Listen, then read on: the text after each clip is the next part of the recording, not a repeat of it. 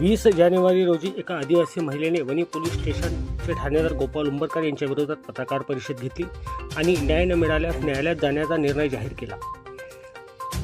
23 जानेवारी रोजी ती न्यायालयात याचिका दाखल करणार आहे। स्थानिक विश्रामगृहात आयोजित पत्रकार परिषद ती बोलत होती। पीडितेचे नाव रीना नंदू जुन्नाके आहे। गेल्या 2 महिन्यापूर्वी त्यांच्या मुलाला वसीम शेख नावाच्या एका पोलीस कर्मचाऱ्याने मारहाण केली होती। त्याकरिता पोलीस कर्मचारी श्याम राठोड यांनी त्यांना पोलीस ठाण्यात बयान घेण्यासाठी बोलावले होते। जे बयान घेत असताना पोलीस स्टेशनचे ठाणेदार गोपाल उंबरकर तिथे आले आणि त्यांनी जाती आणि अश्लील भाषेचा वापर करून उद्धट वर्तन केले।